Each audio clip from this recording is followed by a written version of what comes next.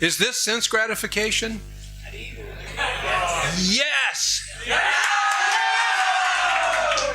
My senses are being gratified. How about yours? Haribo! So this is transcendental sense gratification, isn't it? So this is what Krishna wants from you. Krishna wants you to enjoy. Why would he not want you to enjoy? Krishna enjoys all the time.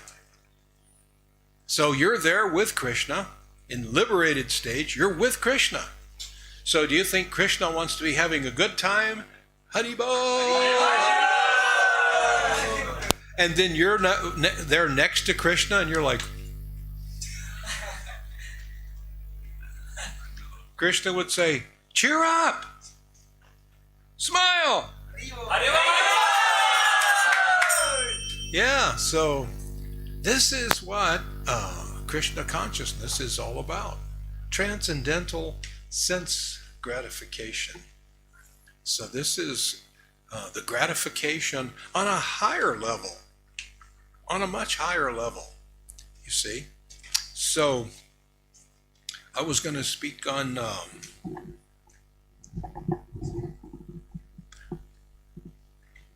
should I speak on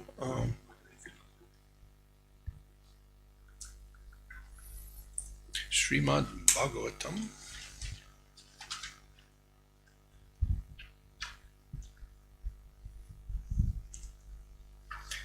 First Canto, Chapter 2, Text 10.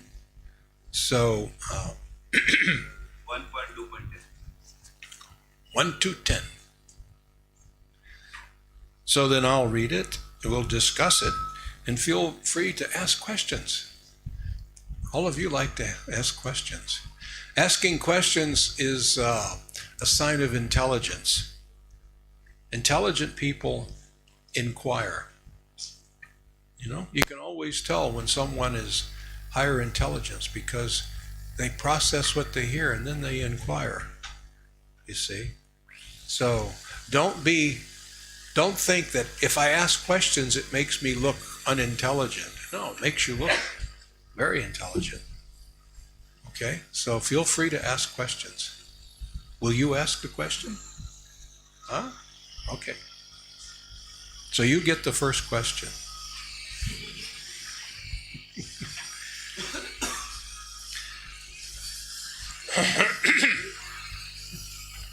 Do we all chant the verse?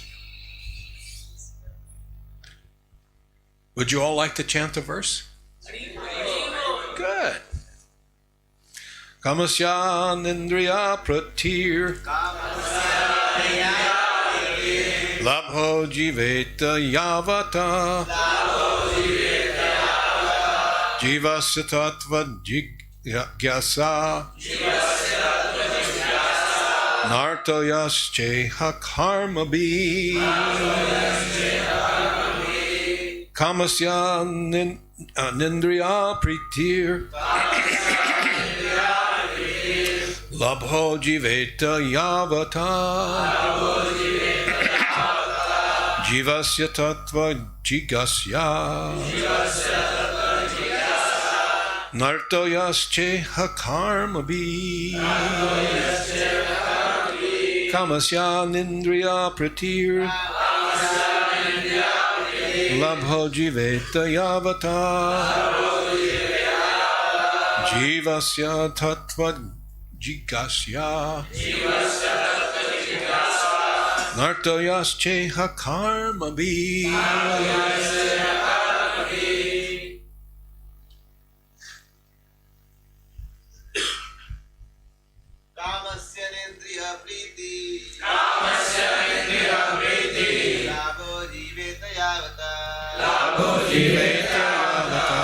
Tattva jigyasa Jivasya tattva jigyasya nartoyasceha karmabhi Kamasya nindriya pritir labho jiveta yavata jivasya tattva jigyasa nartoyasceha karmabhi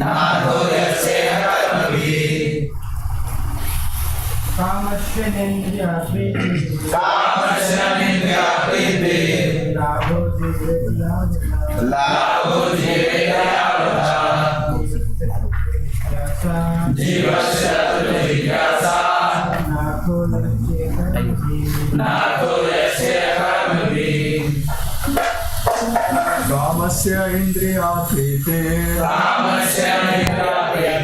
Labo jiveta yavata Jivasya tattva jigyasa Yasya karmabhi Kamasya nendriya priti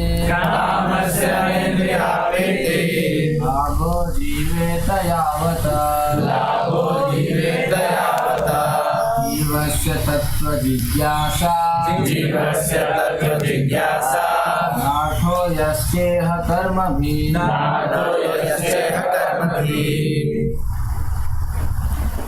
Kamasya of desires. Not. Indriya. Senses. Priti. Satisfaction. Lavaha. Gain. Jiveta. Self-preservation. Yavata. So much so. Jivasya. The living being. Tattva. The absolute truth. Jigyasa. Inquiries. Not. Artha. In. Ya cha iha. Whatsoever else. Karma be. By occupational activities. Translation. Life's desires should never be directed towards sense gratification. One should desire only a healthy life or self-preservation, since a human being is meant for inquiry about the absolute truth. Nothing else should be the goal of one's works. So I say, and you can repeat, life's desires should never be directed towards sense gratification. One should desire only a healthy life or self-preservation, since a human being is meant for inquiry about the absolute truth. Nothing else should be the goal of one's works. Translation, purport by His Divine Grace, Srila A.C. Bhaktivedanta Swami, Srila Prabhupada. The completely bewildered material civilization is wrongly directed towards the fulfillment of desires in sense gratification. In such civilization, in all spheres of life, the ultimate end is sense gratification. In politics, social service, altruism, philanthropy, and ultimately in religion or even in salvation, the very same tent of sense gratification is ever increasingly predominant. In the political field, the leaders of men fight with one another to fulfill their personal sense gratification. The voters adore the so-called leaders only when they promise sense gratification. As soon as the voters are dissatisfied in their own sense gratification, they dethrone the leaders. The leaders must always disappoint the voters by not satisfying their senses. The same is applicable in all other fields. No one is serious about the problems of life. Even those who are on the path of salvation desire to become one with the absolute truth and desire to commit spiritual suicide for sense gratification. But the Bhagavatam says that one should not live for sense gratification. One should satisfy the senses only in so much as required for self-preservation, and not for sense gratification. Because the body is made of senses, which also require a certain amount of satisfaction, there are regulative directions for satisfaction of such senses. But the senses are not meant for unrestricted enjoyment. For example, marriage is the combination of a man with a woman. Marriage, or the combination of a man with a woman, is necessary for progeny, but it is not meant for sense enjoyment. In the absence of voluntary restraint, there is propaganda for family planning. But foolish men do not know that family planning is automatically executed as soon as there is search for the absolute truth. Seekers of the absolute truth are never allured by unnecessary engagements in sense gratification, because the serious students seeking the absolute truth are always overwhelmed with the work of researching the truth. In any sphere of life, therefore, the ultimate end must be seeking the absolute truth. And that sort of engagement will make one happy, because he will be less engaged in varieties of sense gratification. And what that absolute truth is explained as follows. Om Agyantamarindasya Gananjana Shalakaya Chakshur Unmilitam Jena Jasmai Sri Gurave Namaha Sri Caitanya Mano Vishtam Stapitam Jena Bhutale Swayam Rupa Kadamayam Dadanti Swapadantikam Hey Krishna Karuna Sindhu Dina Bandhu Jagatpate Gopesha Gopeka Kanta Radha Kanta Namostute Tapta Kanchan Gourange Radha Brindavaneshwari Brishabhanustute Devi Pranamami Hari Priye Jai Sri Krishna Chaitanya Prabhu Nityananda Sri Advaita Gadadhar Shivasari Gaur Bhakta Vrinda Hare Krishna Krishna Krishna Hare Hare Hare Rama Rama Rama Hare Hare. So I'll read the verse again, but I would like somebody, I need a volunteer, somebody go through this purport and please tell me how many times Prabhupada mentions sense gratification. Count it up and let's see. I find this very interesting. Prabhupada is the best person that I've ever witnessed at making a point. Prabhupada's point is unmistakable, right? He repeats his point. Repetition is not a literary weakness, Prabhupada says. You see? The point is to get the message into your brain. So Prabhupada knows our brains are a little dull. So he has to repeat. Just like when you're teaching a child, you have to repeat it, right? You can't just say one time. You have to repeat. So Prabhupada is repeating sense gratification. So,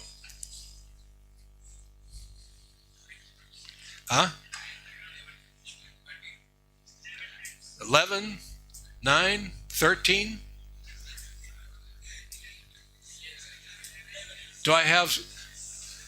I've got 13. Do I have 15? 13 going once. 13 going twice. Soul for 13. 9. 9 only? 11. 15. We've got 15 in there. The lucky winner. I don't know how many, but a lot, right? So Prabhupada is trying to tell us something. When Srila Prabhupada is trying this hard to tell you something, you should listen. What is this message? So Prabhupada is, he's being very clear. Prabhupada is very clear. He makes a good point, better than anybody that I've ever witnessed. Once again, the translation is, life's desires should never be directed toward sense gratification. One should desire only a healthy life or self-preservation, since a human being is meant for inquiry about the absolute truth. Nothing else should be the goal of one's works. So, life's desire should never be directed towards sense gratification. What is being said here? But that's what we do, isn't it? Why, as soon as the baby comes out of the womb, immediately he's like, he's wanting what? The tongue was, give me gratification. He can't see well yet, so he's not looking to gratify his eyes. He doesn't know what he hears, so it's not gratifying that. Sense of touch? Smell? No, the tongue. Immediately, give me. So from the very beginning, we have this gratification. The tongue immediately says, I want. You see? And so as the child gets older, other senses start to want to be gratified. And this goes on all the way through life. This is development of the material body. The material body starts making demands, isn't it? The body doesn't really make requests, does it? It makes demands, isn't it? Why, body's always saying, I want, I need, I must have, give me, give me. So the mind gets active, and the mind is used to this sense gratification. And so it starts to contemplate the objects of the senses. Oh, look at that over there. How could I enjoy that? And if you feel, if you determine that I can't get any enjoyment from that or that person, then useless. Move on to the next. What else will catch my gaze? And some person, something will give me some gratification. Oh, look, there's a pretty girl. I'll look at her. My eyes are being gratified. You see? So now I'm contemplating that object of the senses. And now I'm starting to become attached. Oh, do you know who that girl is? Could you introduce me to her? I must get to know her. I just have to. Does she come here often? So all of a sudden, already the brain, the mind is starting to play this story out, right? You and this beautiful girl on a long walk on the beach, and she's telling you, oh, you're so strong. Do you work out? Why, you're so beautiful. And you're like,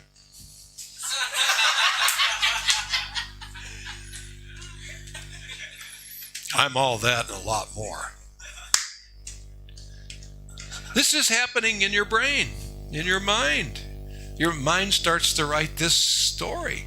You're contemplating the object of the senses, and the senses are becoming attached. You see?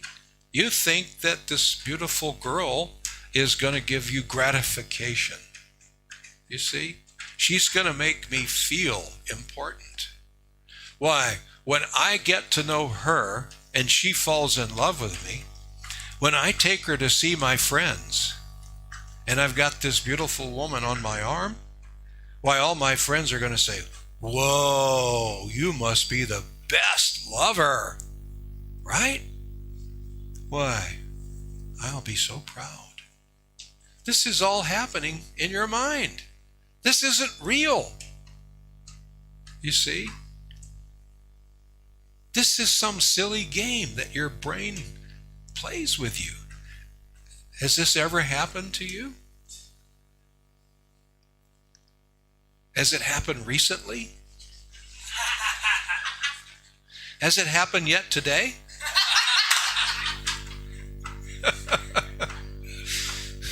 We should be careful, because before you know it, the brain is taking mental possession of this, right? All the way through, your mind is convinced, yes, when she sees me, she will want me.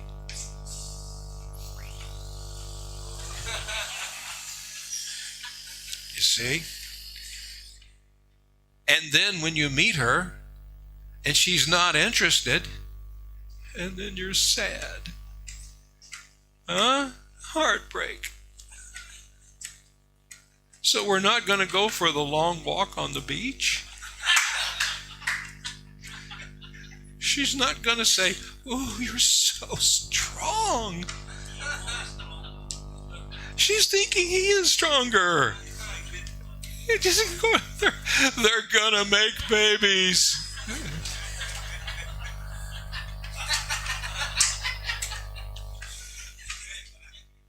I want her to have my babies.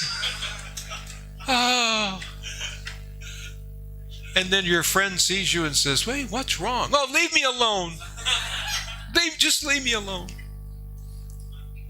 Can't you see I'm suffering here?" What happened? Nothing.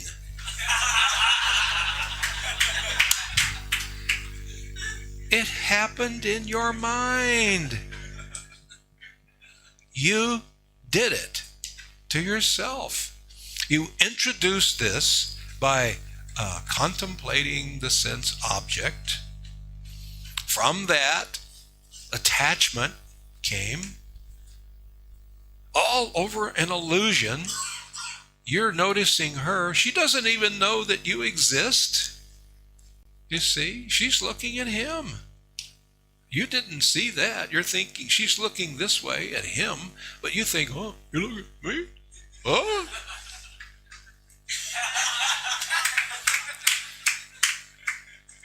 I'm special, you see. So this is what's going on. We do this with so many things. We start to contemplate the objects of the senses. We develop some attraction. We end up with attachment. You see? And it's all just some silly game that your mind is playing with you. And it doesn't have to happen. It doesn't have to. You see? Therefore, life's desires should never be directed towards sense gratification. If we just follow Shastra, that prevents this letdown from happening. You shouldn't let your desires be directed towards sense gratification. You see? You shouldn't. Now, does that mean I'm saying that you should never have any gratification? No, we have lots of gratification. You don't need to find this pretty girl. If you want me to, I'll tell you how handsome you are and how strong you look. I'll do that. Will you do that if they need it? Prabhu will do it. Won't you, Prabhu? You'll say, "Oh, you're so strong." Huh? If they need it. You don't need the girl. We'll tell you, "Yes, you are so strong. You are so beautiful." Huh? So this is just a mental thing. Your mind is playing tricks with you. Yes, Prabhuji. Huh? What did he say?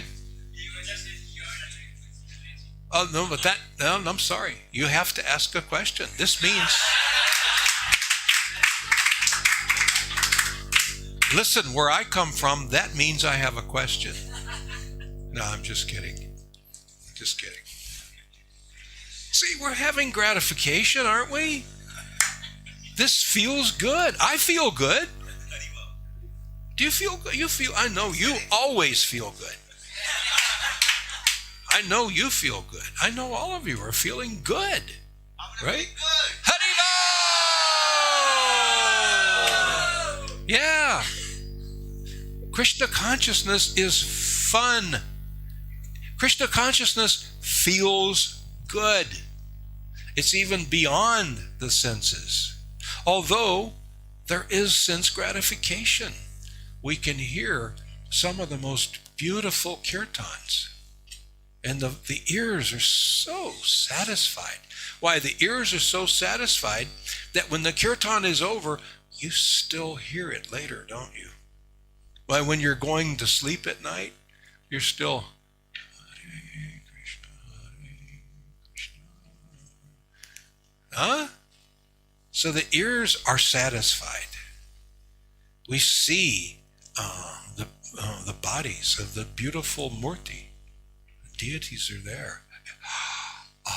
So beautiful. We see the smiling happiness of our fellow devotees. That's beautiful. What is more beautiful? So we have our ears, we have our eyes gratified. Full gratification. Nose, we smell the flowers offered to the deities. We smell the agrabati that's offered, and we, Govinda, so sweet. You see? The ears, the nose, the eyes, touch. We embrace the devotees. It feels wonderful to embrace your godbrother, doesn't it? Happiness within the devotee comes through you. Have you ever noticed? When you're happy, your fellow devotee is happy and you have some embrace, don't you feel that you exchange that with each other, don't you? That's maxing out the sense of touch. What about taste? Oh, prasadam. Haribo. Why, our sense of taste is very gratified. So we have an overabundance of gratification of the senses. And it's all transcendental. Everything, what we're hearing, what we're seeing, what we're smelling, what we're touching, what we're tasting, this is all transcendental. This is beyond the material scope of senses. Now someone may say, but you're using your tongue to taste that prasadam. Yes, but it's a transcendental taste. It's not the same taste.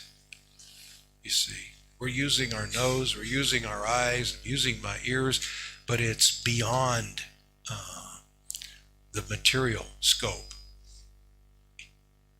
of senses, you see. So we're not directing our desires towards sense gratification. We're directing our desires towards gratifying Guru and Krishna. And yet, we just admitted, we're all enjoying. Sense gratification is coming. Why? Tremendous. Life is good. You should let yourself think like that. You should make yourself think like that. In the morning, every morning, when you're chanting. This morning, I couldn't help but feel life is so good. For the devotee, you feel that this happens to me a lot. I was thinking this morning that I'm in Haldia. And right now, There is no place in the world that I would rather be. And I'm with these wonderful devotees. There's no one in the entire world that I would rather be with. Yeah, you can say Haribo. Haribo! Yeah. And when I go back to Newtown, I'll feel the same way. When I get to Mayapur, I'll feel the same way. I'm hoping to go to Panihati for Chittadahi festival. Are you any of you going? Huh? Yeah, I don't know if I'll get to go or not, but I've been invited. So wherever I go and I see the devotees and I feel this loving exchange, I think this is the best place in the world to be right now. These are the best people to be with right now. My life is good. Well, Lord Caitanya is being so kind to me. I had a text from my son this morning, and he was wondering, how is your trip to Haldia? Because I told him I'm going to Haldia. And he said, how is it? And I told him, Lord Caitanya is being very good to me. Lord Caitanya is being very kind. Don't forget Krishna. He's always being very kind to you. Reciprocate. Feel it. Know it. This is a good life. Even if there's some struggle, some difficulties, tell yourself, I may have some difficulties, but this is good. This is a good life. You see? And it's just going to keep getting better and better. You don't have to chase sense gratification. There will be plenty of it. You're not going to be shortchanged. Do you know any devotees that feel like they just don't get enough sense gratification? Have you ever heard a devotee complain like that to you? I'll tell you, Prabhu, I just can't get enough sense gratification. Doesn't happen. Now, from time to time, we may need some gratification. From time to time, we may want something special. You may want, like last night we were talking about pizza. Sometimes, do you ever want pizza? You smell it and think, oh. So I'll offer this pizza to Krishna. Or you may want Papadi Chat. Who likes Papadi Chat? Yeah. Pani Puri? Yeah. See? So you may want something like that. That's okay, because I want that. I'm going to offer that to Krishna. Maybe, just maybe, Super Soul, Param Atma, is telling you, I'd like some pizza. Would you offer me some pizza? And you're thinking, I've got a taste for pizza. If you keep Krishna in that scenario, if you keep Krishna in this equation, then it's all transcendental. Why? Krishna and I are going to have some Pani Puri. Haribo! Yeah. Usually we don't eat a Pani Puri outside. So once Sapatapas festival was going on, like this, farewell festival, I think 2017 batch. So they requested, can we have Pani Puri? I said, okay, anyhow we don't have it usually. So one devotee Mataji was cooking or somewhere they got. So I said, how much? So they said 2,000. I said, how much Pani Puri you will all will eat, devotees will eat? So devotee said, 2,000 piece. I said, so many. I said, don't worry, Prabhu, it will add. So then they brought 2,000 Pani Puri, and I was surprised whether they will be able to end it or not. Then next day morning I inquired. So all Pani Puris are this. Huh? That time 40, 50, 40? 40? 40 devotees were there approximately. 40, 50 were supposed to take and 2000 they ordered. So I was thinking whether they will be able to So come. 50 devotees, 2,000 Pani Puri. How 40, 40 devotees were there approximately. And there were many more items. Pani Puri was not the only item. So I was thinking they will not be able to end. But then morning when I came to know everything is ended. I said, really? So one devotee eaten 140 Pani Puri. Haribo! I want to be like that guy.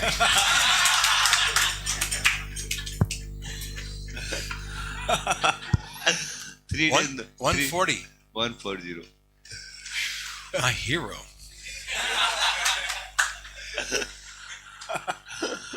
After that 3 days not visible.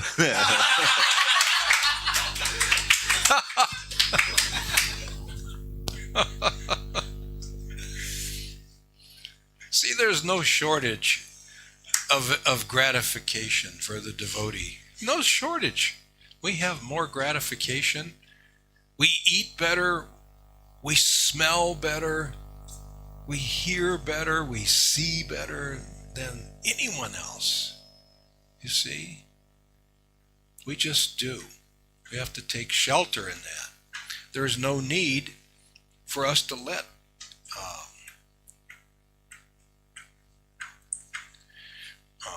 for us to let our desires go towards sense gratification. One should desire only a healthy life. That's okay, isn't it? Desire a healthy life. Don't get fanatic with it, though. Don't go to the gym every day for 4 hours, trying to look so beautiful so that she'll notice you next time. You know? No, that's sense gratification. You see, that's your mind kicking you. Kicking. Leading to trouble, leading to disappointment. You see, they don't just stay healthy. Stay healthy. Eat properly. You see? Self-preservation. Stay healthy to preserve yourself. Why? Why are we being directed to preserve ourselves? Because you have this human body. Do you realize how fortunate you are? Honestly, we don't. We don't yet realize how fortunate we are. What a chance this is. Why, the dogs, the bugs, the birds, they don't have a chance of going back to Godhead. You see, what is their chance? They have to take the next birth. When you have the body of a dog, then you get the next body up from the dog. And then the next birth, you get the next, as far as awareness, intelligence, you go more. Oh, maybe then you get a monkey, you know, and then you get a human being. And you start, as soon as you get this human being body, wanting to enjoy the senses right out of the womb. Sense gratification, just like the monkey, just like the dog. We're behaving like a dog. That's not very good, you know. The dog is not thinking about, is there life after death? He's not thinking. He can't think like that. You see? He can't. He doesn't think, is there a God? You can't sit down with a monkey and start to preach Srimad Bhagavatam, can you? And the monkey starts to inquire. Oh, tell me more. Then when Krishna says this, what does he mean by that? The monkey is just not going to do that. You see? He doesn't have the capacity, but you do. You have this incredible capacity. 8,400,000 species of life. 400,000 of those, 4 lakh, are human. So, and you're in one of those right now. This is a big chance. Grab hold of this opportunity. Sense gratification will be there. It's available for all 8,400,000 species. Do you know of a species that doesn't have sense gratification? If you want sense gratification and not to inquire about God, life after death, if you don't want that, but you want gratification, then you don't need a human body. You don't need it. Are your senses as good as a dog's? No. Do you think that the dog enjoys less than you? He enjoys more. His sense of smell can be 90 to 100 times better. Why, he can taste by smelling. You can't do that, can you?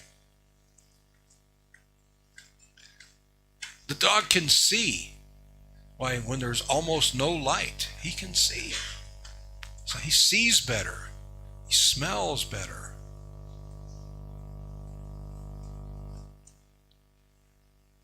Do you smell worse than a dog? If you do, you should take a shower. Take a bath. I'm just kidding. No, the dog can see better. What about touch? Huh? You ever scratch a dog behind the ear? And he's like,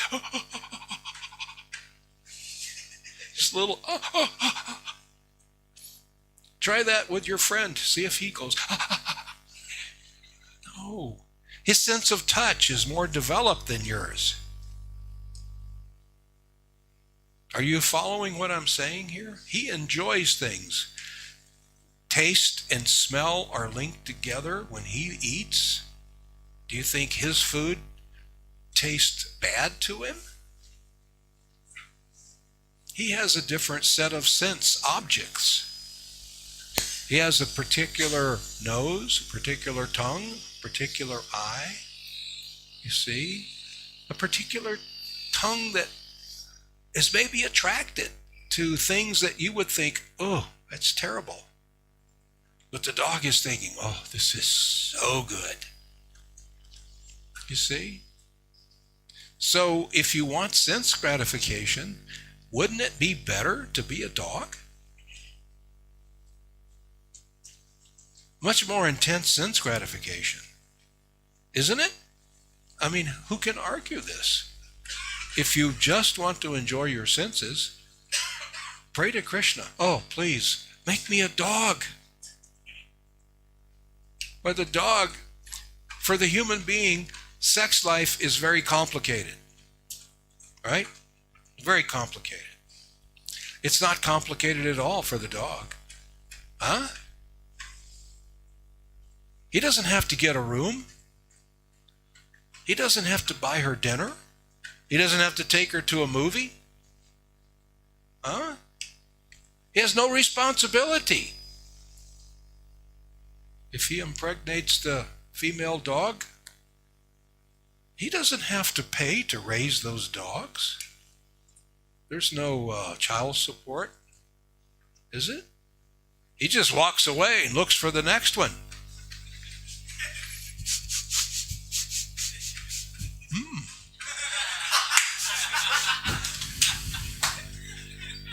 It would be better to be a dog.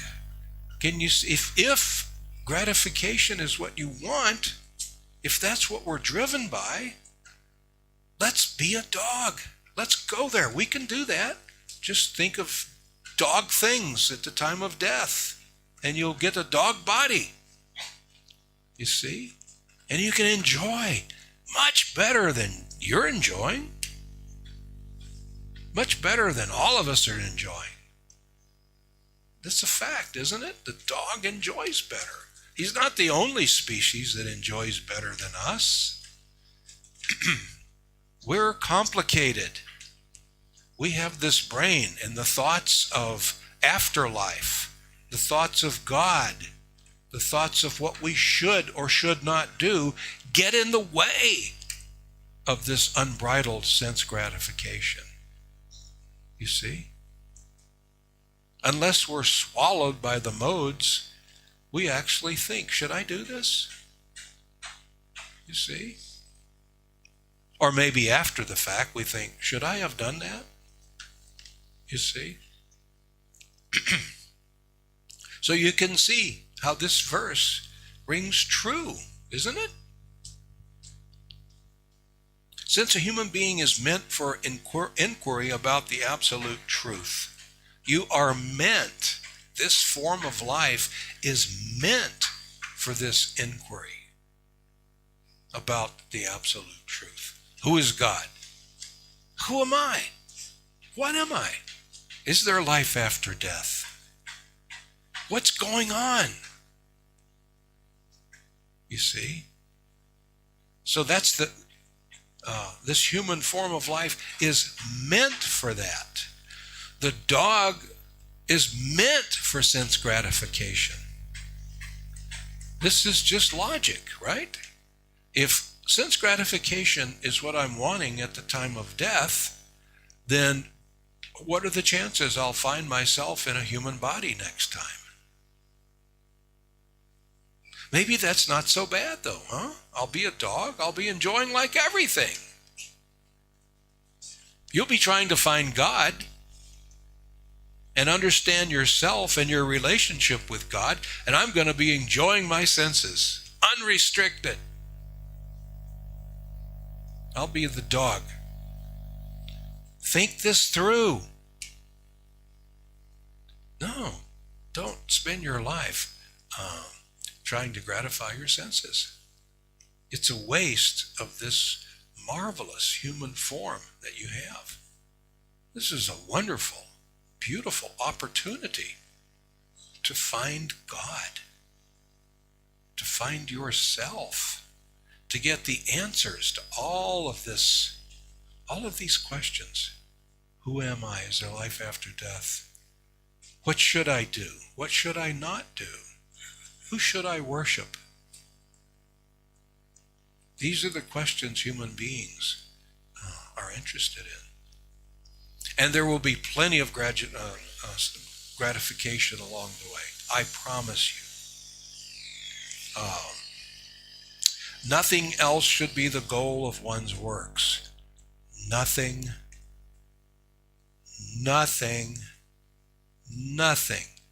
You see? Like Srila Prabhupada, I'm repeating. Nothing should be the goal of your works. Do you think at the time of death, have you ever heard of someone at the time of death, some great person, and they're praising him? Do they ever praise that, wow, he really knew how to enjoy his senses? Huh? That's not memorable.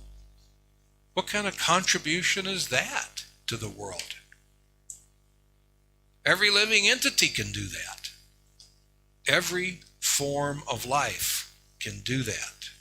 Only this human form can inquire about God and the true nature of the soul. So, are there any questions? Comments?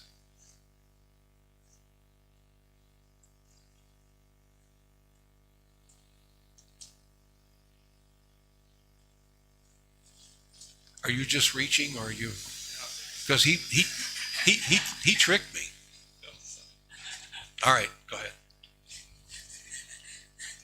Hare Krishna, Prabhu. Sometimes when we tell this thing that human life is very important and animal life you can sense enjoy, but in human life you can inquire about God.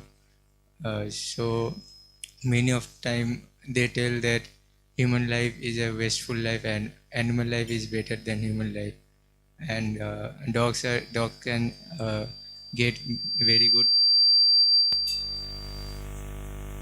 facilities than human. So what to tell them? I would look at them and say, are you saying you want to be a dog? Because we can arrange that.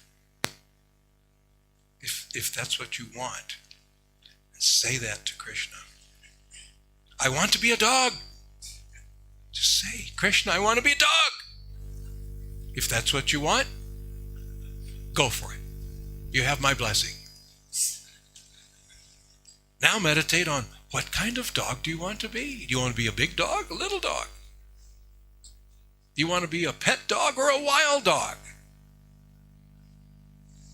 You see, if that is your mentality, go for it. I recommend that you abandon that. I recommend, my personal recommendation to you, my friend, is that you abandon this pursuit of being a dog. You see, maybe you're afraid.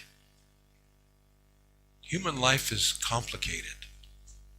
It's not so complicated for a dog. All they have to do is eat, sleep, mate, and defend. That's all you have to figure out. Oh, what should I take in college? What kind of, should I be a doctor? Should I be an engineer? Oh, you see, you have to think, is that girl over there looking at me? Do you think the dog cares if the girl's looking at him? No. He just pursues. You know, it's much more complicated to be a human being. So perhaps someone may be a little shy of that, maybe a little afraid. This is a big responsibility to be a human being. Why, human beings can change the world. Dogs can't do that. Changing the world is a big responsibility, isn't it? To actually make a contribution to the world? Why, that's pretty big stuff. Maybe if I was a dog, I don't have to worry about contributing. Nobody will expect anything from me. You see? Maybe if I'm a dog, I'll get chastised because my master doesn't want me to get on the couch. Get off the couch. That's about the biggest worry you might have, right?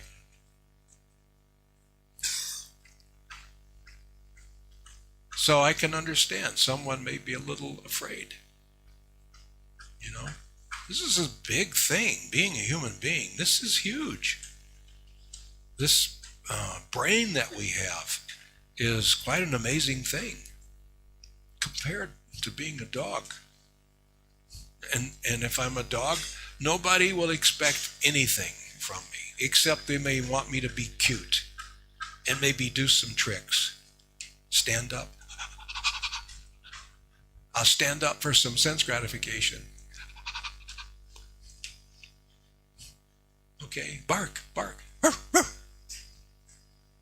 Good, here you go. Here's some treat. If that's what you prefer, versus this thinking brain that you have, if that's what you prefer, I'll try to understand. That's what you can say to them.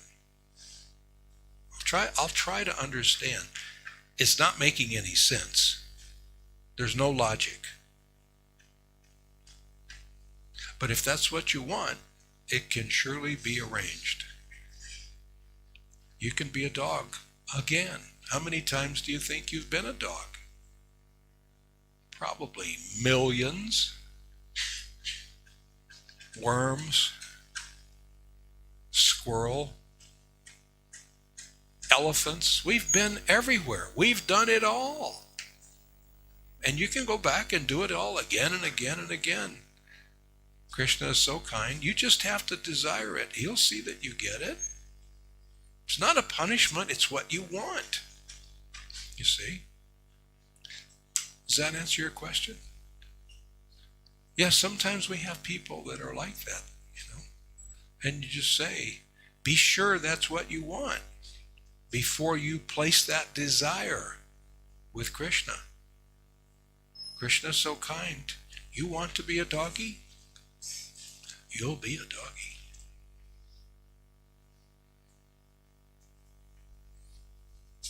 Good dog. Just tell them, good dog, good dog. Yeah, good doggy.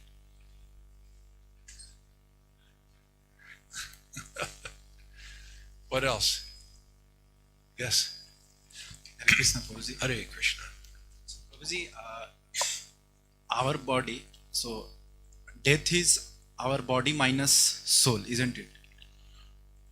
Death is our body when the soul leaves. Soul leaves. When you, the soul, when you leave, what happens to the body? It decomposes. Yes. So you're keeping that body from decomposing, aren't you? You are. So now let's say our finger got cut. Now it's a two-part. This body and the cutted finger part. Right. And by medically, if I am attaching some other person finger in place of my finger, so my soul, the soul which is present currently in this body, is ready to accept this finger from some other's body part. Right. So how this is related? Because this finger, which was supposed to be person B finger, so that soul has identified that finger as their body. Now my soul is identifying that body part as my body. So how is that? I'm not able to get that. Well, let's say on the person who lost the finger, okay? So that jiva, you, the soul, you have a finger and you identify with this finger. So we cut it off. Now finger is gone. It's on the table. So the soul, you, are not identifying with this. It's not going to itch. You won't have to scratch it. And it'll start to decompose. Unless, if they were to take and put it on ice, and then take it and put it on his finger, on his hand. He has like no finger. We take this finger, So now, my soul starts to identify. Oh, now I have the finger. But that finger doesn't belong to the original body. That was from some other finger. No, it doesn't matter. Then can we say that soul is transferable? No. Let me give you another question. What about, where does the soul, where do you live in the body? In the heart. In the heart. In the Okay. region of heart. Yeah. All right. What if you get a heart transplant? That happens every day. Someone is getting a heart transplant. Does that mean I get another soul? No, but that time soul was residing in this physical body. Right. But if I'm getting some another person hurt, so isn't that soul which was by birth was connecting with my heart, now it's now connecting with some other heart? The soul moves aside. If you're going to take this heart is damaged and I need a heart transplant. I need a new heart. So we have a body of someone that died. That soul left the body. So that heart is empty. Like an empty apartment. Gone. So now I take that heart. Now I take my old damaged heart. I, the soul, move aside. We take the damaged heart out. Put the new heart in. I, the soul, move back in. It's just in the region of the heart anyway. We don't have to have a heart to live in. Do you see what I mean? Now the soul, the jiva, is occupying a new heart. You see? The finger, the soul never, the soul just owns this finger. You see? You can lose all of your fingers. I hope you don't. But even if we lose all 10 fingers, then it doesn't affect the soul. If you lose one finger, it doesn't affect the soul. And if you get a finger back, it doesn't affect the soul. This is just earth, water, fire, air, ether, like the rest of this. You see? This is all material, the material elements. This body has nothing to do with me, the soul. It's nothing. Nothing. I'm using it right now. I'm driving it around. And I'm using it to taste and smell and see and hear, feel. And I'm identifying with it. I think it's me, but I am so wrong. It's not me. You see? Does that make sense? Then, sorry, Prabhuji. No, go ahead. Yeah. So there was a medical case in Pune, in one of the city of India, that a girl hand was cut. Then by medically, some male, the lady was female, and some male hand was attached to her hand, this part. Which time this male hand part got converted to look like as a female hand. So how this is possible, Prabhuji? Am I not saying then that soul is trying to convert some other body into manipulation of the material energy? It's just like in an automobile. You can take out one engine, one motor. You can take out a motor from a Toyota. And actually you could put in a motor from a Honda.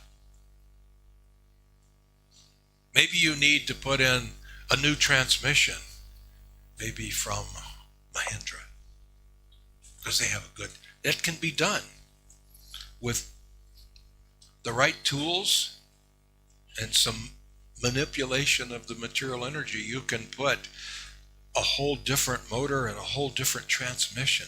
You can do that, you see. So you can do that with a body. You can replace an arm. You can get what are these, like a mechanical leg, you know. You can have a leg that's made of aluminum. Doesn't matter. Your brain will figure out how to walk on some aluminum thing. You can move it around and walk on it. Some people learn how to run when they lose part of their leg. You see? Just manipulation of the material energy. There's nothing mystical about it. It's not even amazing. You know? So they can do that. And that may come in handy, you know? But it has nothing to do with the soul. Does that make sense? Yes. Good question. What else?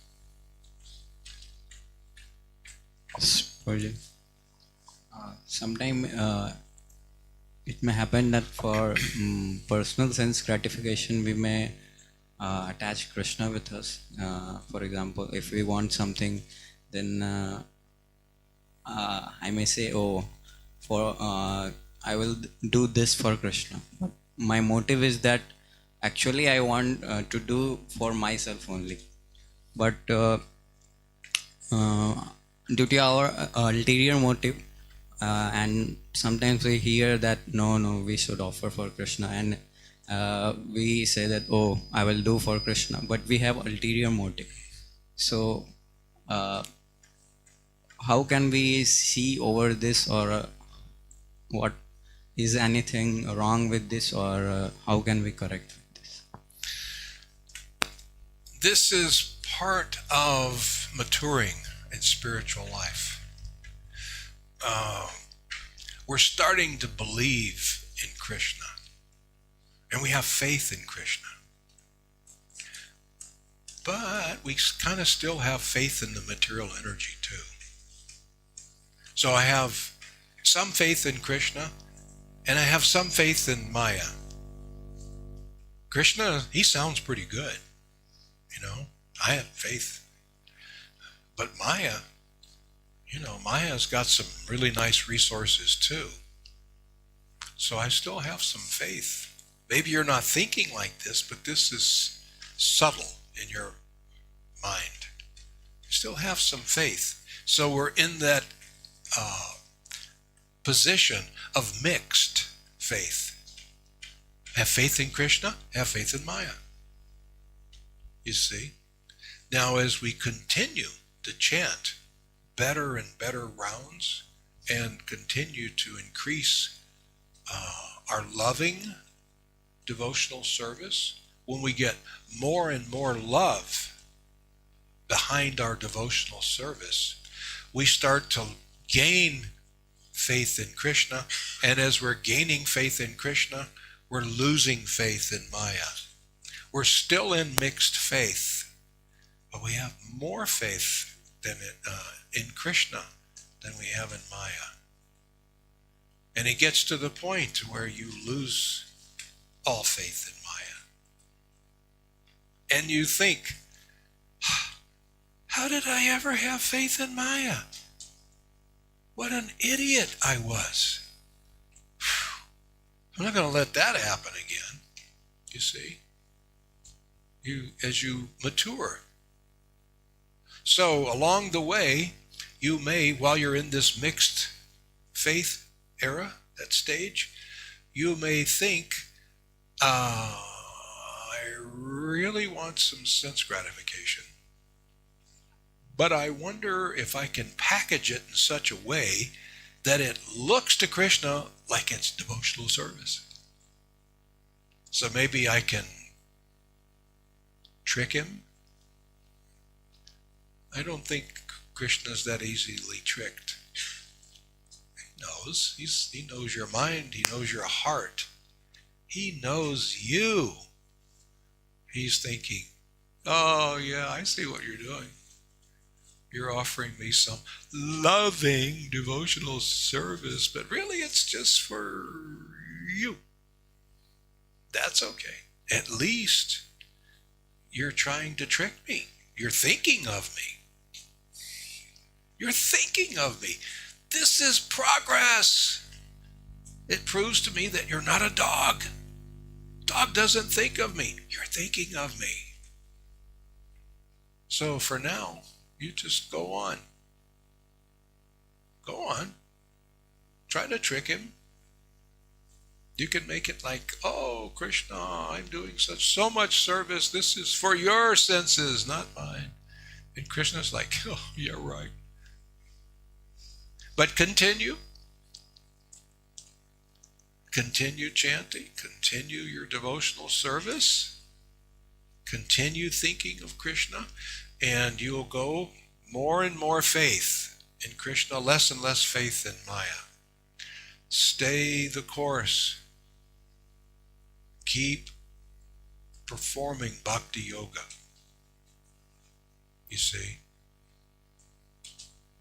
Even though we may be trying to trick Krishna, one thing is important, that something that I repeat to myself. There's a few things that I repeat to myself because I've learned from Prabhupada the potency of repetition.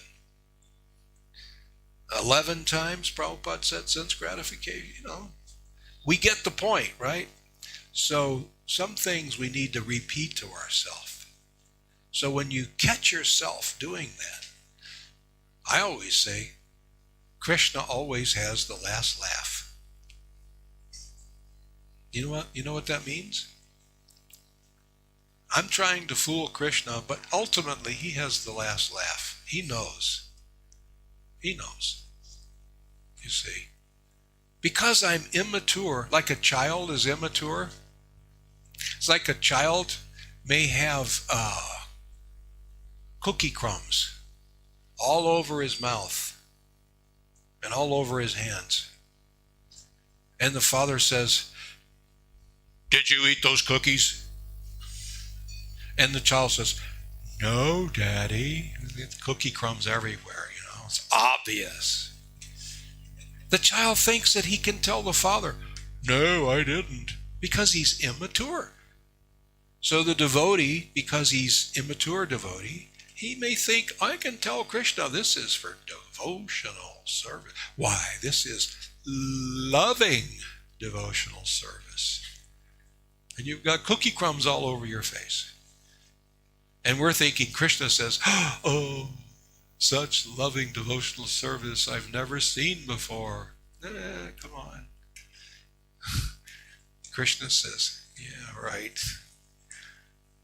I can see the cookie crumbs. You're a rascal, but you're my rascal, and I love you." You see? Does that make sense? Guruji, but sometimes it may be it may be that it may be truly for Krishna that it may certainly help in our Krishna consciousness or in devotional service.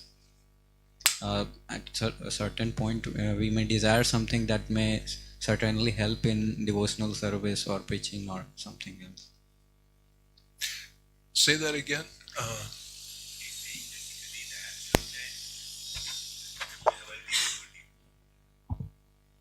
Like one may say that Krishna wants to eat pizza. Maybe Krishna really wants, maybe he wants. Second case is saying that sometimes some desires may really be there to please Krishna only. Like suppose somebody is earning, getting job, really earning money to give to Krishna. Sometimes genuine desire. So what is the question?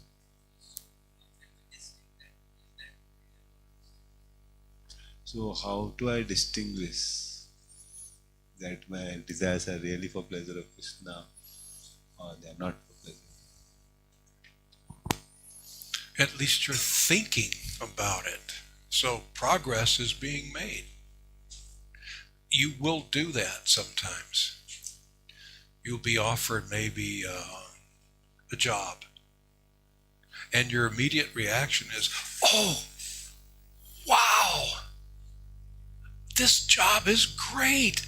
Oh, man, this is what I want." And then later on you may say, "That's what I want for you, Krishna."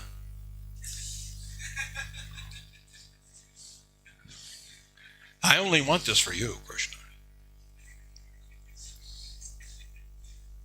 That's okay. That's all right. As you mature, you may be offered a job and you may first think, "Oh, will this job interfere in my spiritual life? Am I going to have time for my sadhana? Is this job something that I can offer to you, Krishna?"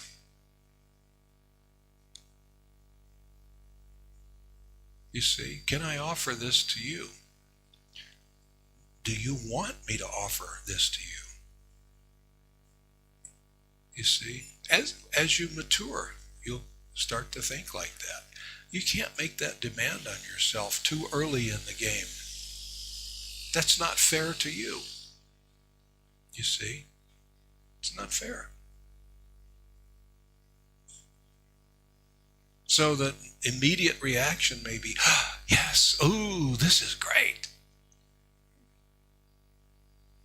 And then later on you may think, "Hey, wait a minute. Will this disturb my sadhana? Will I have to change my life to the point to where I'm living just like an average non-devotee? Will this take away my association with the devotees?" will this actually impact my spiritual advancement in a negative way? You see, that may come later. That's okay. You know, as you mature, it'll be up front. Wait a minute. Let me analyze this job. Will it help me or will it deter my spiritual advancement? You see? Wait for maturity. It's like a 5-year-old boy. He says he's going for a ride in a motor car with his father, and he wants to drive. The father says, no, you can't drive yet. But I want to. No, you just wait. The day will come when you can drive. You're not mature yet.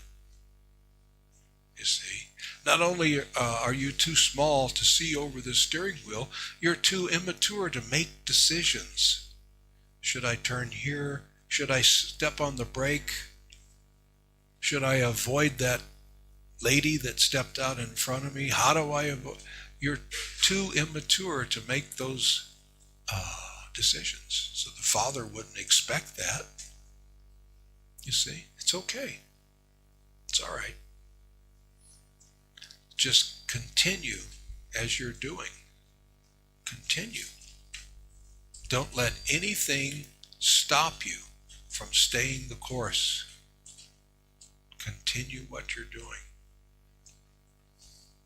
As a matter of fact, your future, if you stay the course, is so bright that I recommend you buy some shades. Sunglasses. Your future is so bright, buy some sunglasses.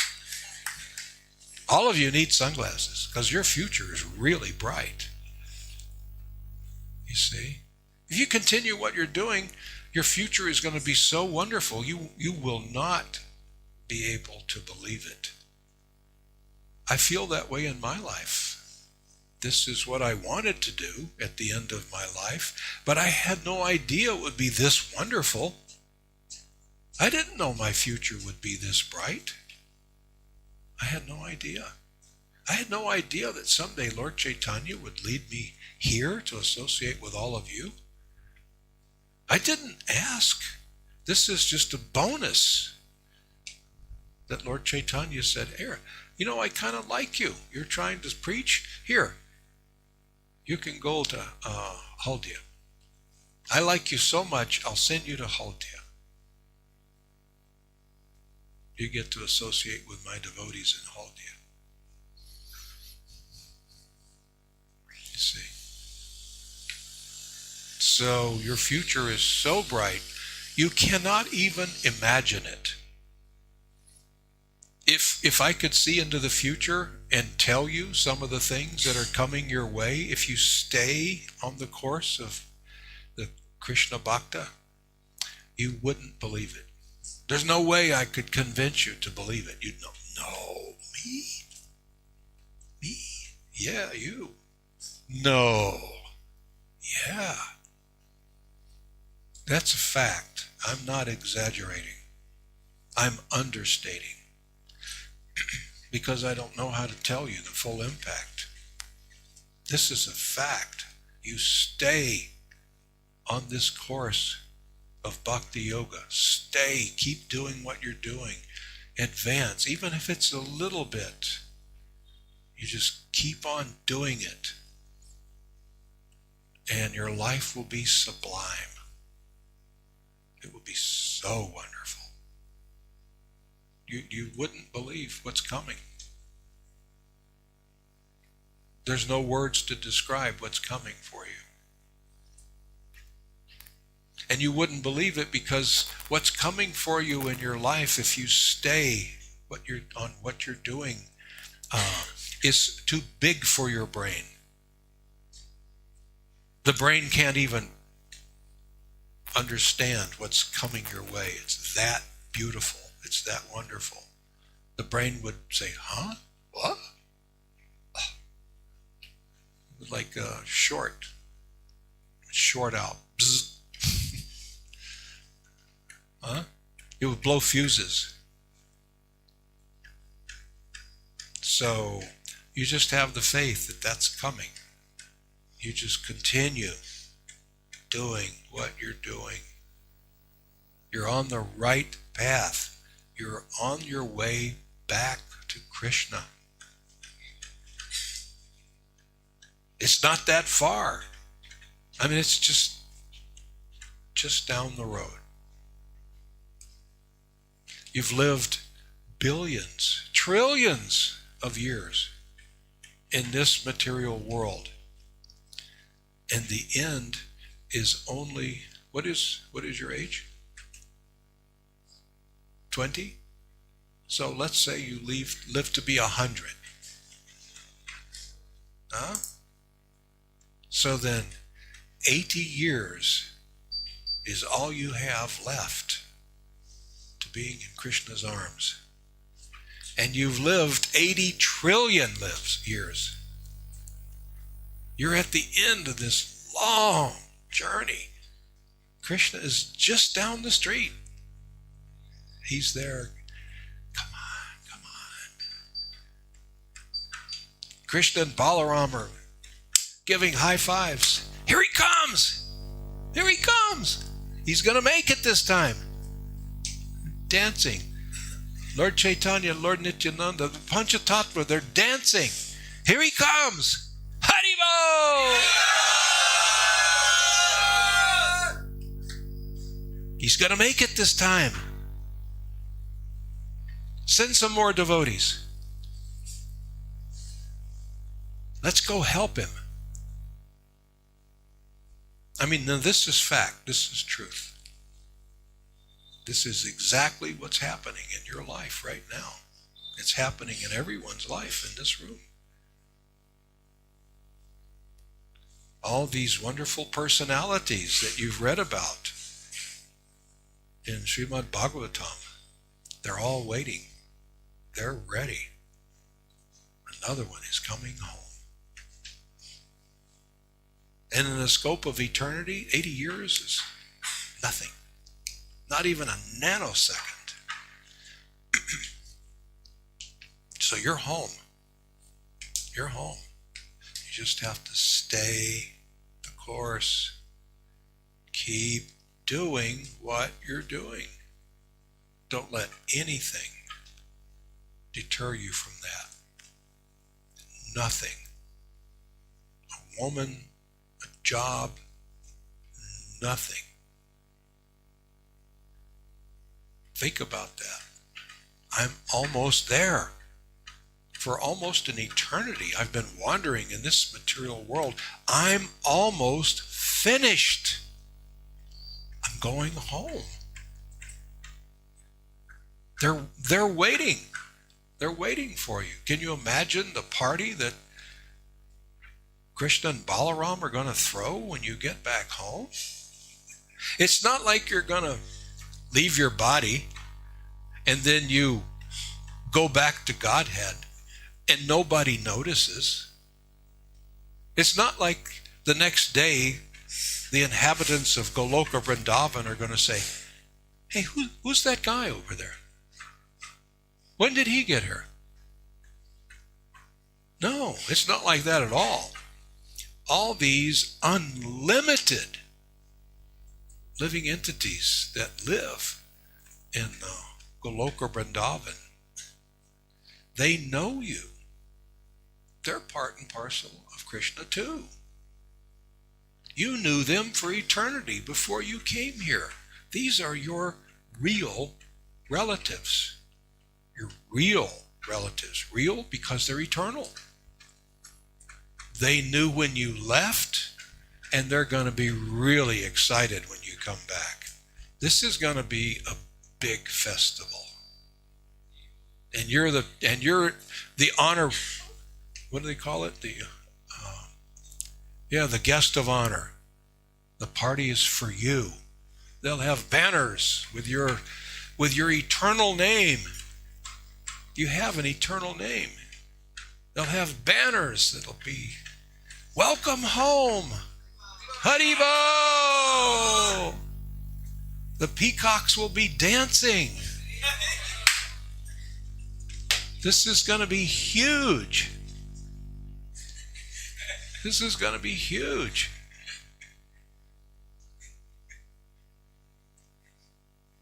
Yeah. So that's where you are right now. If you stay the course, don't let anything knock you off the road. This is resolute determination. I will succeed. I will do this. So if you start thinking like that, seriously, then when there's some job offer, you'll think, will that deter me from my course? Because I'm going home. First and foremost, I'm going home. So I'll listen to your job. You can tell me. And then I'll make a decision because I'm going home. You see? So now that's spiritual maturity. That's full faith. That's self-realization. No faith in the material energy. You're finished. I'm going home. You see? I'm almost there. So I'll listen to your job opportunity. I'll listen to this. I'll listen to that. But first and foremost, I'm going home. And I'm almost there. Nothing can knock me off the course. That's resolute determination.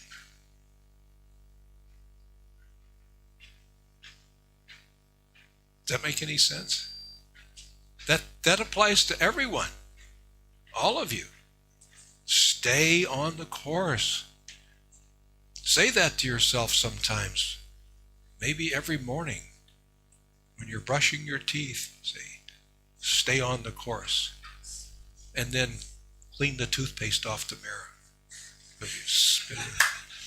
Maybe you should wait until you finish brushing your teeth and then say, stay the course. Do it. Stay the course. So that's resolute determination.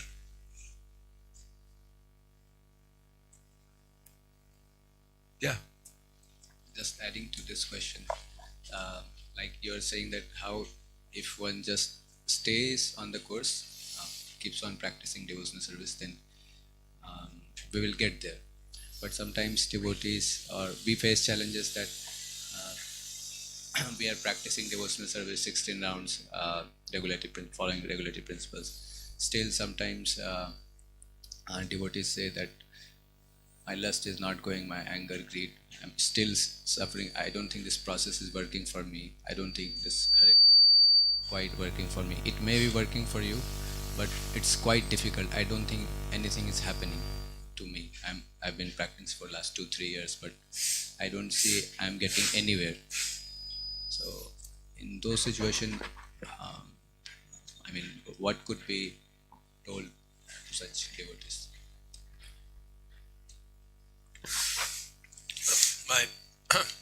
My first reaction would be,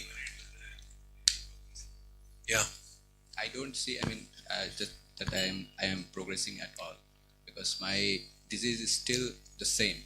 I don't think it has reduced. I'm not saying that for last few months I have advanced. What I was 2-3 months back, I'm still the same.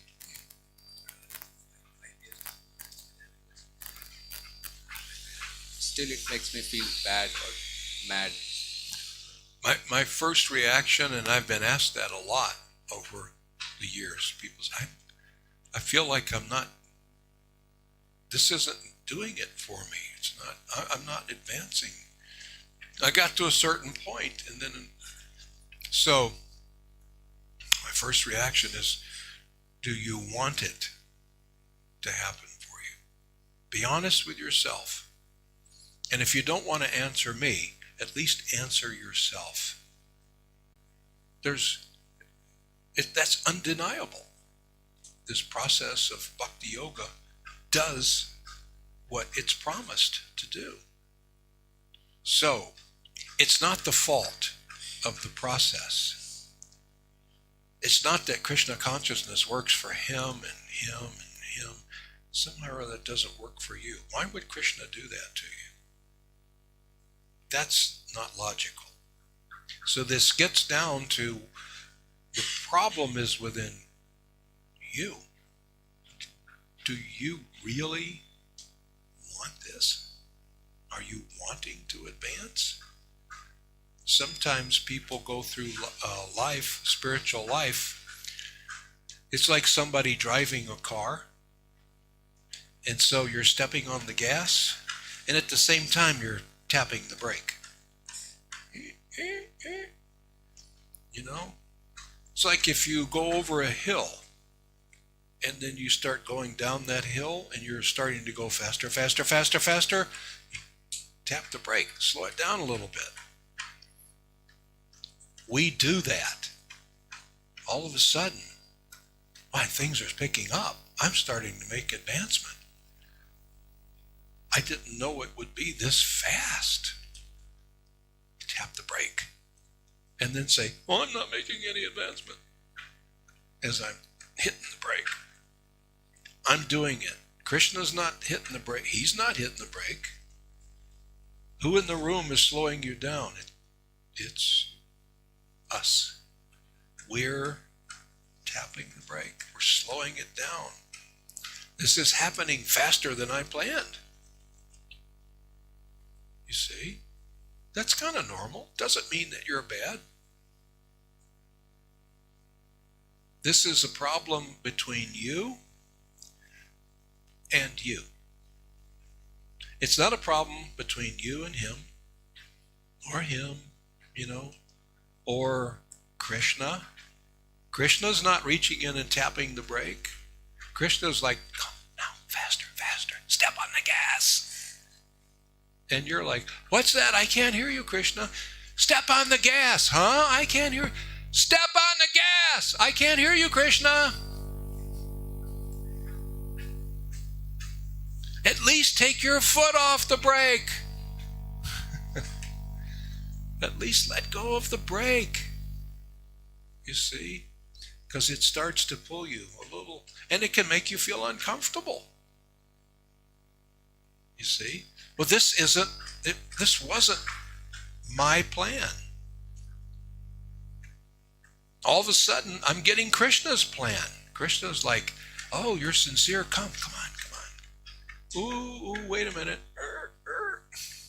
I want to slow it down because I don't have full faith yet. I still have a little bit of faith in Maya. You see? Maybe there's a couple of things that I'd like to investigate in this material world. Maybe that pretty girl over there really is looking at me. Maybe she's got all the happiness in the world. She just brought it and she wants to give it to me. Maybe. I have some faith. I have some faith in Maya. And you too, Krishna. Oh, I've got faith in you, great bud. You got to admit, that's a really pretty girl.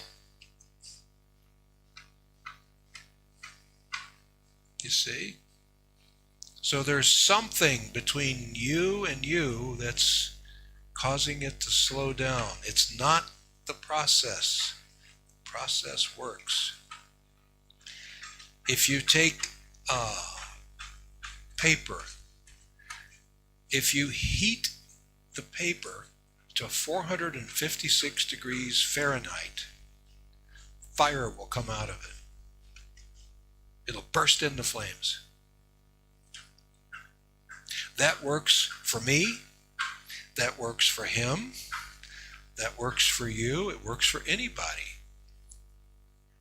It happens. You don't have to put the flame to it. You just increase the heat to 456 degrees Fahrenheit and fire will come out of the paper. Wood has a kindling temperature too, but I don't remember what it is. So does steel. Fire is in the steel. And it will come out if the temperature gets to a certain... You can't stop that process. So this Krishna consciousness is like that. You can't stop it. But we may try. And we may say, oh, I just don't feel like I'm... Anyone himself, he would want to stop that process. If he sees that if he's advancing, why would he, like you were saying, that he will put on brakes? Why would he do like this? Because I'm starting to leave all these dreams behind. I had dreams of a beautiful woman and beautiful children and lots of money, fame. Why, I used to think of the day when I would go into a restaurant or I would check into a 5-star hotel and everybody in this hotel would say, hey, look, do you know who that is? Let's go get a selfie with him. Fame, profit, money, adoration. Along with my fame, people will adore me. I just love his movies. He's so wonderful. Distinction. Why have so many awards? You see? We're leaving all that behind. You're starting to see it in your rearview mirror. And you think, well, hey, hold on just a minute. Am I ready to let go of all this beautiful dream? Maybe it's not really a dream. Maybe it's reality for me. Maybe that's in my future. I know Krishna and Balaram are there waiting for me, and the Panchatat was there. They're going to have a big party. But you know what? If I delay that for a few years, it'll still be fun, won't it? Because I still think that I can squeeze a little bit of enjoyment out of some story that I have in my mind. You see? That's why we do it. I still think that I'm not fully ready to let go yet. Not fully ready. And so my excuse on why I'm trying harder to enjoy is, well, you know what? I had reached a point, a plateau, and I wasn't increasing. So that's your excuse to you. Now you're giving it to me, but it's really for you. You see? This is excusing yourself to kind of not pursue so hard spiritual life and maybe pursue some material adventure. You see? It's all slipping away too quickly. You see? That's natural. This is all right. Doesn't mean you're a bad person or a bad devotee. It means you're, you know, they have sometimes in the road, they have these speed bumps. You know, you'll be going along and you're, oh, there's a speed bump. And you go, So you hit a speed bump in your spiritual life. You were going up. You got to go over that speed bump. So then what does the driver do when he gets over the speed bump? He takes off again. So this is your spiritual life. You're hitting a speed bump. And you have to deal with it. You have to say, what am I thinking here? Perhaps you need to seek some senior advice. You have to say, Prabhu, would you hear my mind in confidence? Like you said, so as one is advancing, sometimes he may feel this fear that I lose everything or I'm getting some detachment. But as one practices devotional service, this insecurity, this fear should gradually vanish. But why in the beginning it was not there and now it has cropped up? I mean, it should gradually go down. But It will. But at this point, like I have practiced for 2 years, now I'm seeing that I'm getting more detached. Or my fear is that I will lose everything. So maybe I shouldn't practice that much sincerely, or I should not stay in the association. Otherwise, I will lose everything. So this fear, how it was not earlier, like 6 months back or 1 year back, now it has cropped. There's many things that contribute to things like this. As you progress in age, you go through different phases. So you're going, a lot of times this kind of thing happens when you're going from one phase of your life into another. Like you go from boyhood, you go through puberty. When you go through puberty, everything changes, doesn't it? Why, within a year or so, your body's totally different. The way you see the world is totally different. You went through a phase. These changes of phase are not always graceful. Usually they're not very graceful. There's some trouble, difficulty. So then, when you go into student life, you're going off to college. That's another change, isn't it? Why, it's a big change. Now you have to get serious about student life.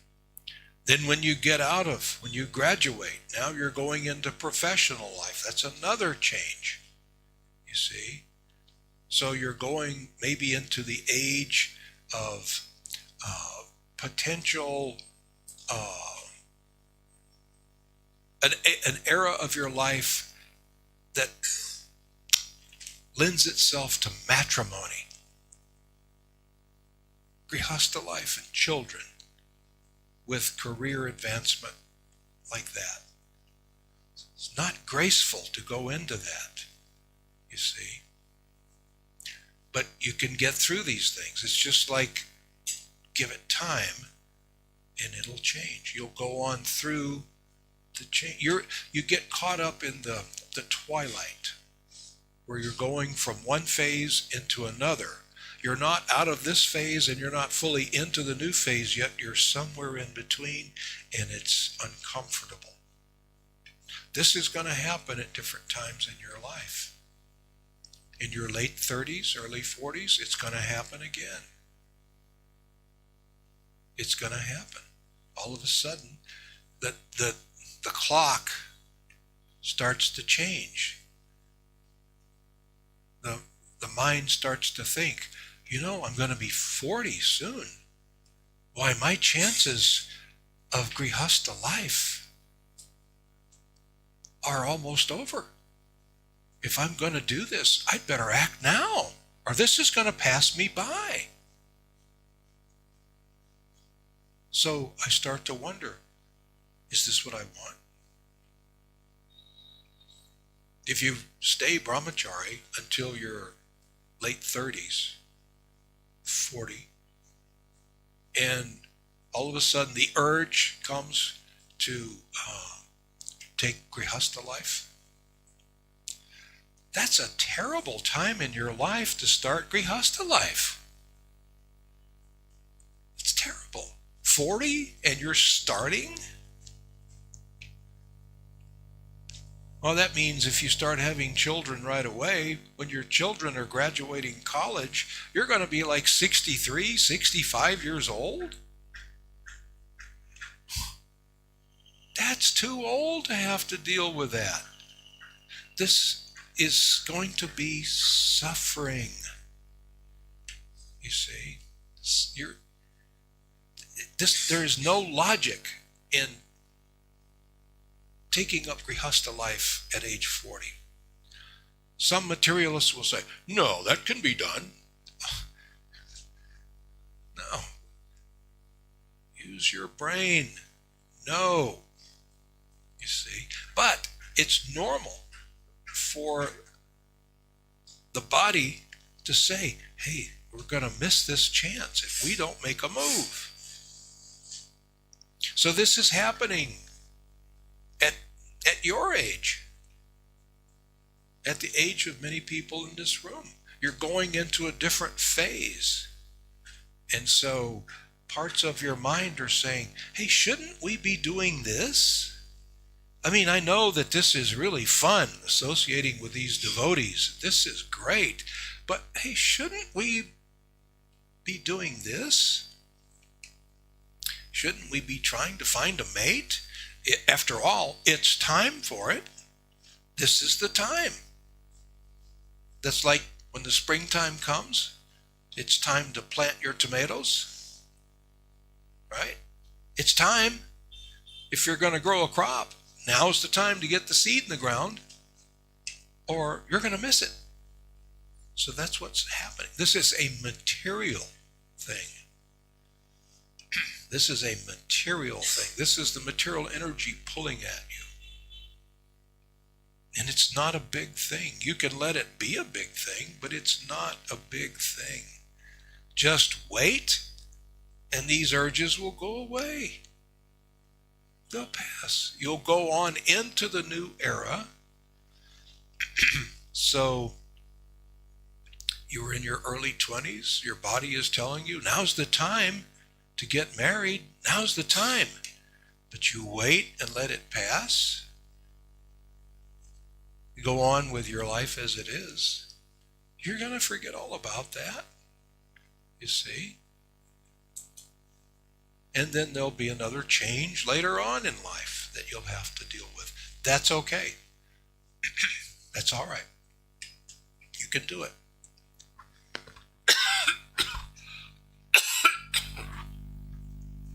Does that make sense? This is to be expected.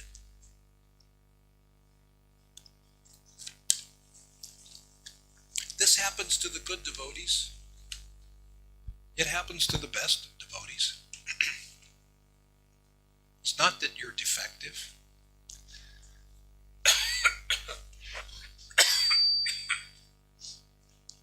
It's not that there's anything wrong with you. These are the challenges of having this body. And so you get a little distracted. And you start to think, I'm just not making the advancement that I would expect right now. And that's because you're distracted by some other things. Doesn't mean there's anything wrong with you. It means you're normal.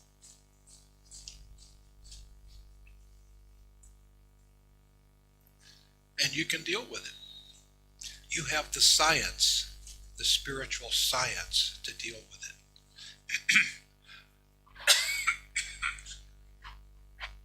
You have the association to deal with it. You have all the resources you need to deal with these things. And you'll be successful. If you're sincere, you will be successful. Don't worry.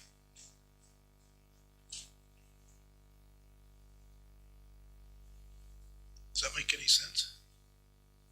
It's okay. These things are perfectly normal. And typically when these things happen, Krishna is giving you this test. When Krishna gives you a test, he's got some nice gift that he wants to give you. He's got it behind his back. He wants to give it to you. So he's going to give you this test, And then when you pass the test, which you will, because he's not going to give you a test that you can't pass. He just wants to taste your love. That's his right. He's the supreme lover. He wants to taste your love. You're his part and parcel. You can love supremely. He wants that. He has a right. You're here. You exist for me to feel your love. And I'll reciprocate, as always, with mine, but I want to taste your love. So Krishna will test. so that he can see that you know you passed the test. Then he says, here's this wonderful gift. Big advancement. You'll walk out the door the next day and you look around and it's a whole different world. Krishna changed everything. That is an absolute fact. It's all different. It's all better. And you had no idea. I was wondering, have I hit like a plateau? Is this all I get? Am I going to have to take another human birth to advance? You're wondering like this. Then you stay the course and you say, no, I'm going home. I'm going home. And Krishna says, here's your gift. Wow, a whole new world. You just went into a phase. Your whole new phase of your spiritual development. You see? That's a fact. And this thing that you're talking about, this plateau, that's going to happen again and again and again.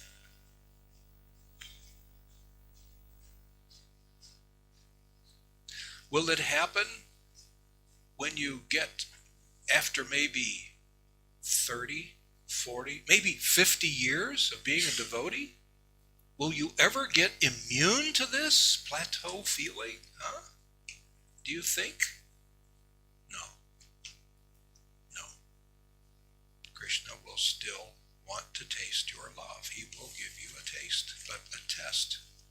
Are you sure that you want to come home? Are you sure? Now you're old. Wouldn't you like to retire? You deserve to retire.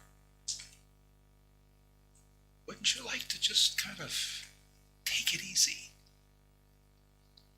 No, Krishna. No. Oh, okay. I've got this for you. Wow, Krishna. Thank you.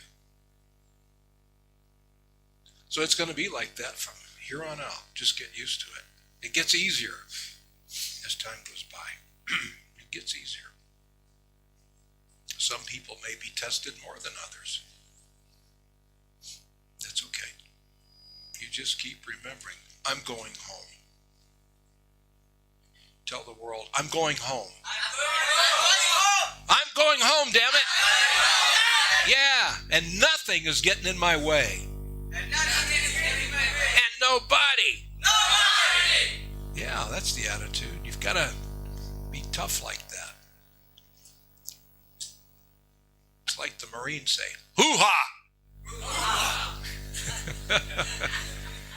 Going home. So, is that a good answer?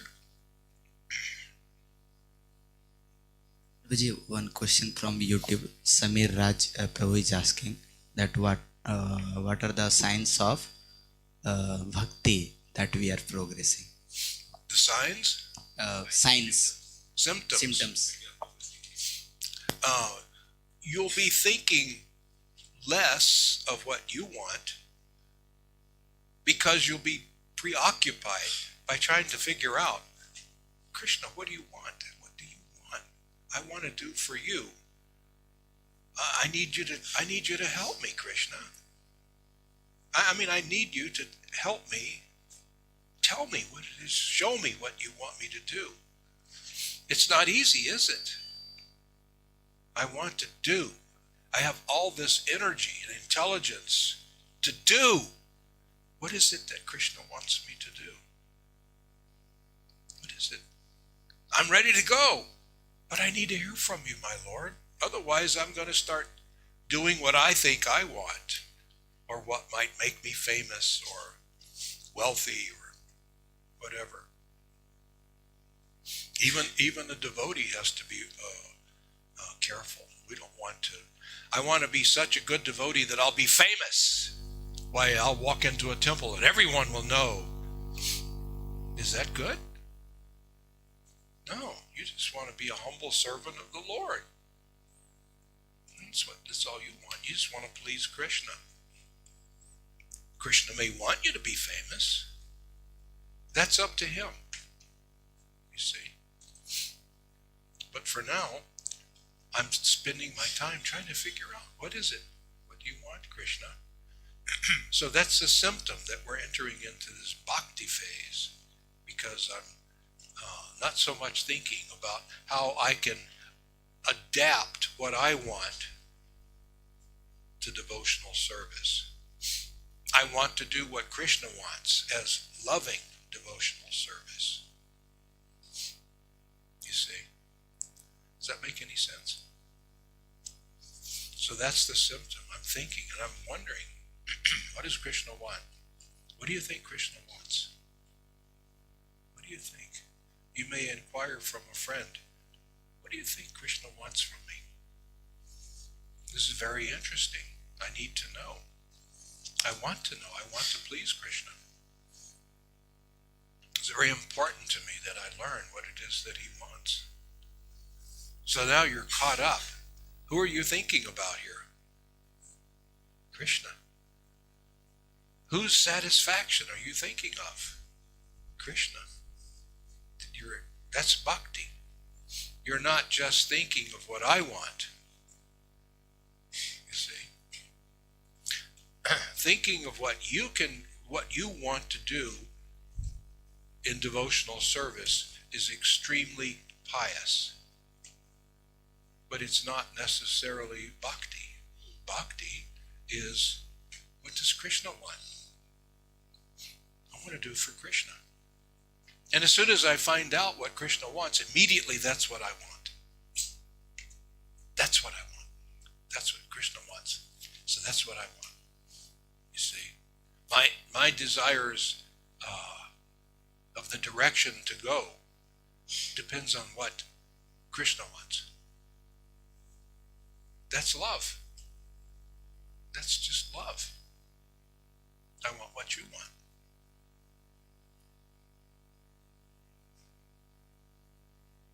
Is that a good answer?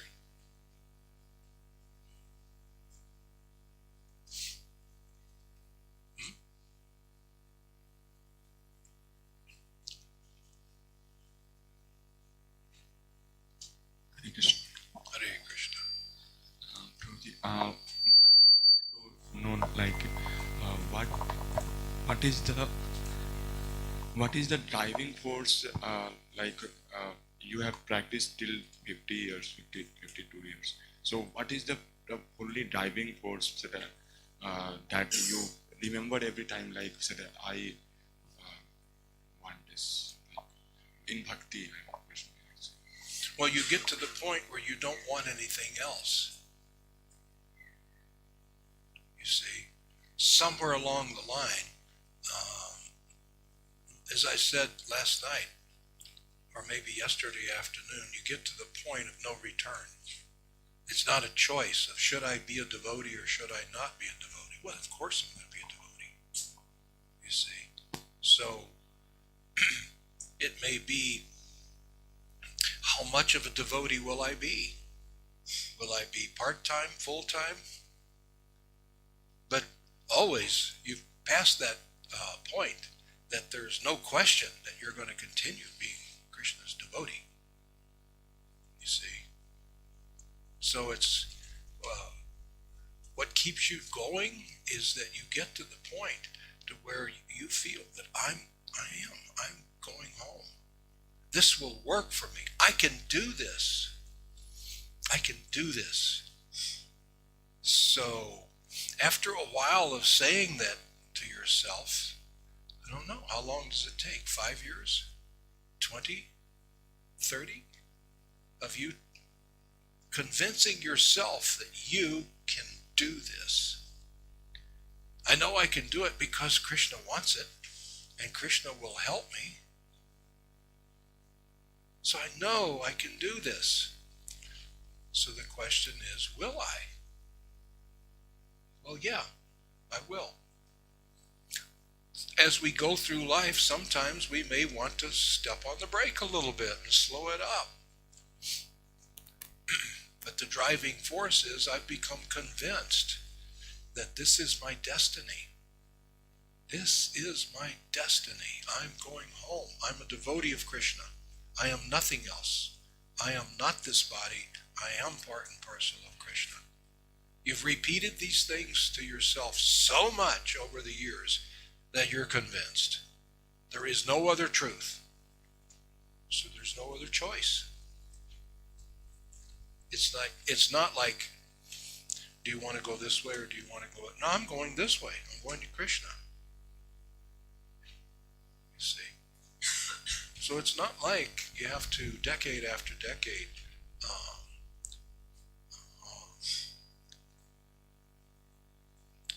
try to convince yourself that this is what you'll make your mind up that this is what you want. You see, you need a purpose. You need a purpose in life. You need a purpose in your spiritual life. You need a mission. You see, if you don't have a mission, then you'll just wander around. You need an outcome. Have you ever used, I'm sure everyone has used Google Maps. So Google Maps will work. And what's the iPhone? What do they have? What is their version of Google Maps? They have a thing too, you know. So you take the maps, and for it to work, what do you have to do first? Destination. You have to know where you want to go. You put it in, and bang, here's the route. So you've got to know what you want. What do you want? I want to go back home. I want Krishna. Okay. Punch that in. Oh, here is the roadmap. You see? So you've got to get to the point that you realize this is my desired success. This is my desired location that I want to end up. This is my destiny. And I'm going to do it. This is my mission. And I'm dedicated to it. And nothing or anybody will stop me. Because I have Krishna. I have him to help me. And I know this is what Krishna wants. He wants me to come home. Krishna wants you to be successful. Do you think Krishna does not want you to be successful? Krishna wants you to be successful. And he's used to getting what he wants. That's a lot of potency behind you.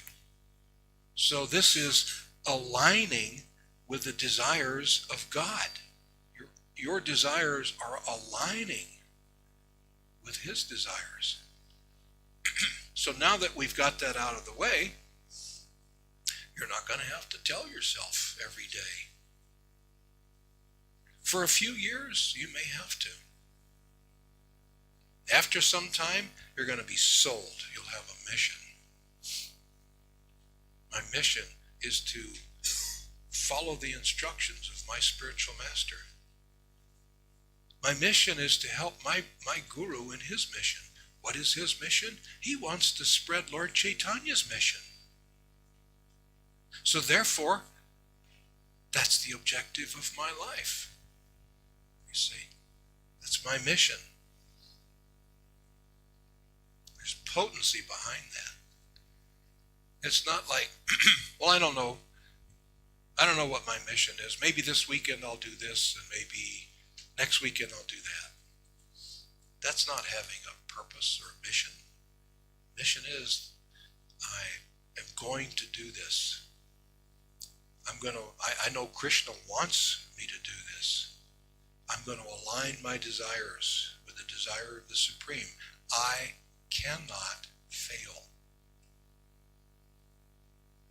I can't get proud. You see? They say pride cometh before the fall. Have you heard that saying? That's true. So beware of this pride. But determination, resolute determination, that's different. I will do this. I will do this. I just ask Krishna, please, give me the resources to achieve this goal. Give me the resources that I need to serve my Guru. If I serve my spiritual master, I'll be successful. That is my mission. You feel like that.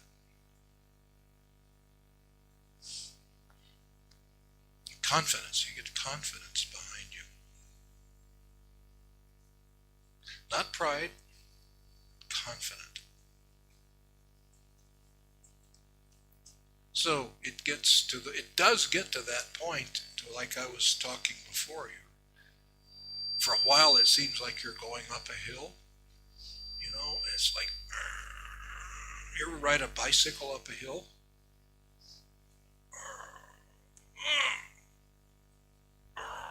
And then you get to the top of the hill, and then you go over the crest of the hill, and you're going down. Now things are easy.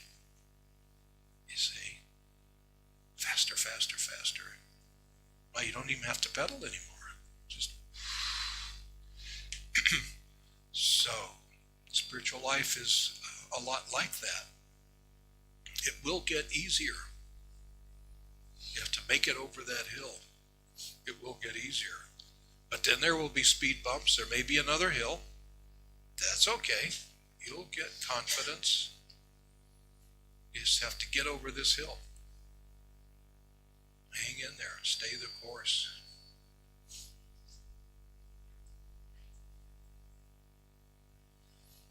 Does that answer the question? Yes. Thank you. Great questions, huh? These are intelligent questions. Don't you think?